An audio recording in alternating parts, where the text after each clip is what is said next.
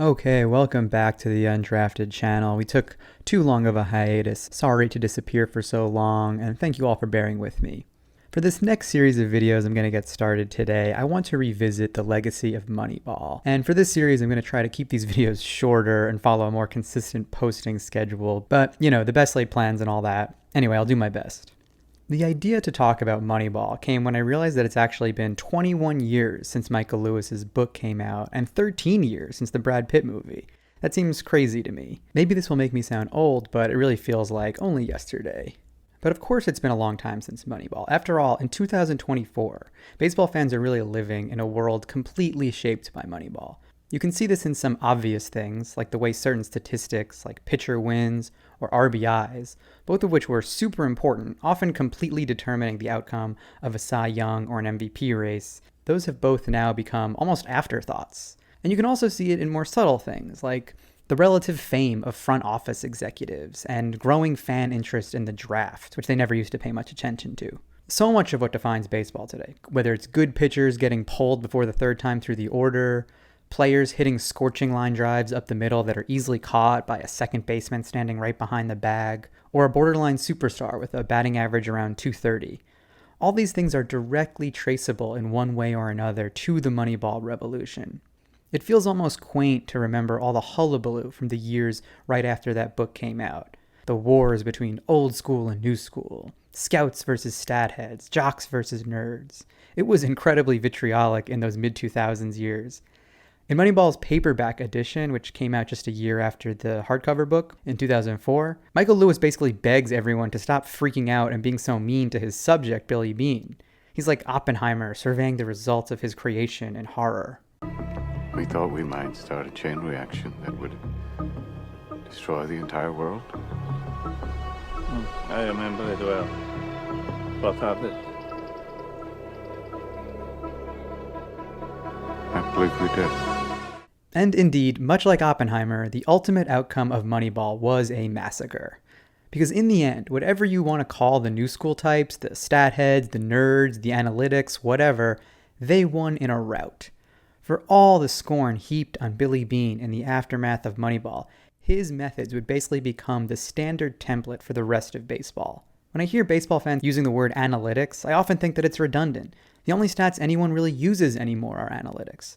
That's probably a slight exaggeration, but things like wins above replacement, weighted runs created, fielding independent pitching, these things have gone from the fringe to the mainstream, replacing things like RBIs and pitcher wins and even ERA to some extent.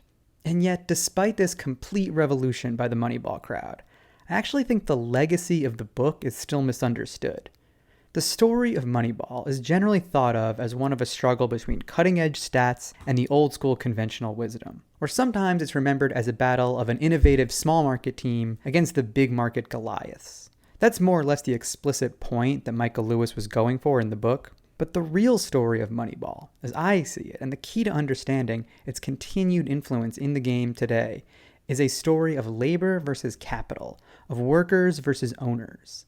It's not a coincidence that the book came out in 2003, after a decade of unprecedented salary growth in the league.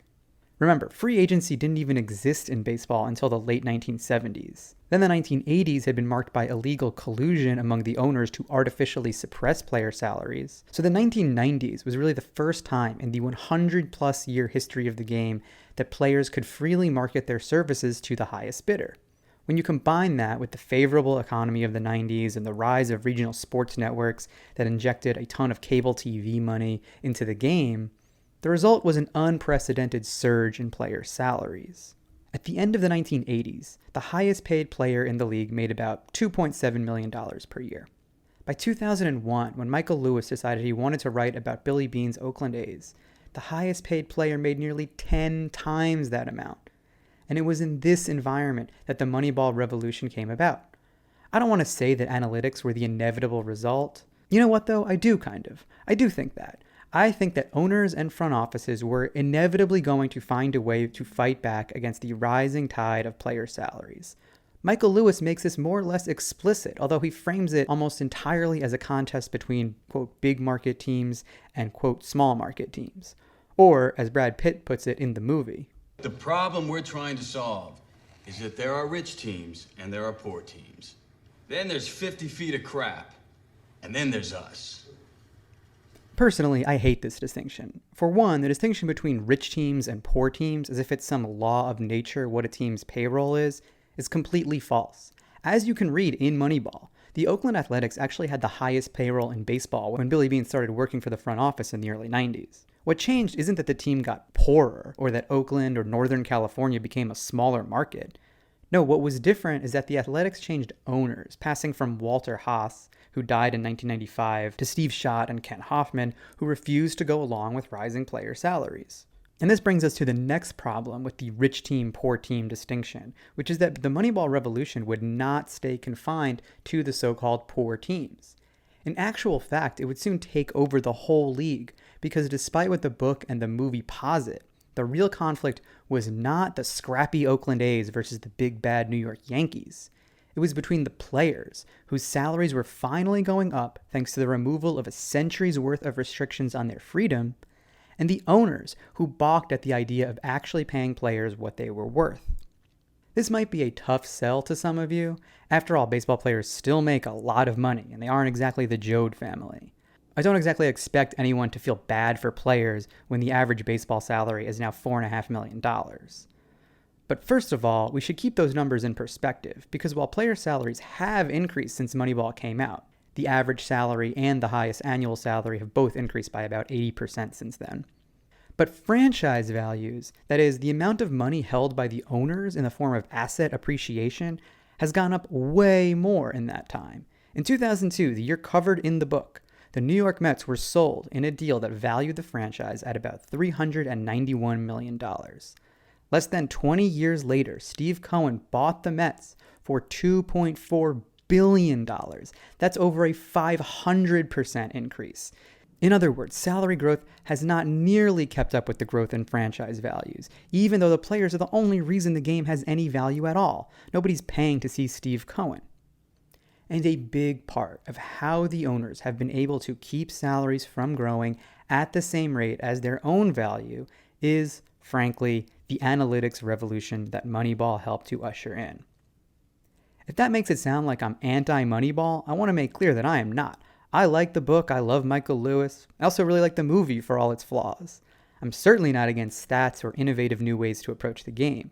In fact, part of what I find so interesting about this subject and what I want to explore over this series of videos is how such a great and compelling story boiled down to outcomes I really don't like. And it's not just about the economics of the game, because whatever one might think about how to divvy up the money the game generates, that's for accountants. But has it actually been good for the game? Has Moneyball been good for baseball? These are the questions I'm interested in and what I'm going to explore over this series of videos for the rest of the season, calling it the Moneyball Legacy, and I hope you'll stick with me and I hope you'll enjoy it.